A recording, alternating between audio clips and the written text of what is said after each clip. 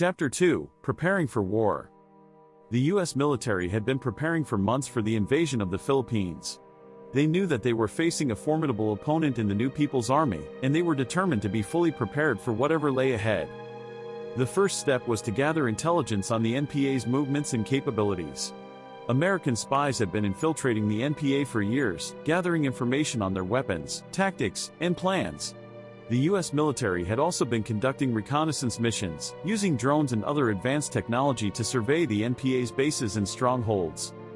Based on this intelligence, the U.S. military had developed a plan of attack. They would launch a massive air and sea assault, using their superior firepower to decimate the NPA's forces. They would then move in with ground troops, clearing out any remaining pockets of resistance and restoring order to the country. The U.S. military had also been stockpiling weapons and ammunition, ensuring that they would have enough supplies to sustain a prolonged conflict. They had also been training their troops in jungle warfare and urban combat, as they knew that the NPA was well versed in both. As the invasion drew near, tensions were high.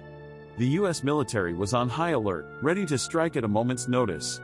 The sailors aboard the U.S. Navy ships were running drills and practicing their roles in the invasion. The pilots of the Air Force were making final preparations on their planes, making sure that they were fully armed and ready to take to the skies. But despite all the preparations, there was still a sense of unease among the troops. They knew that they were going up against a determined enemy, one that had been fighting for their cause for years.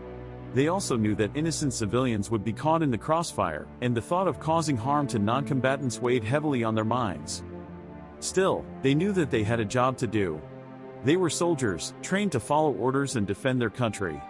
They were prepared to do whatever it took to complete their mission and bring peace to the Philippines once again.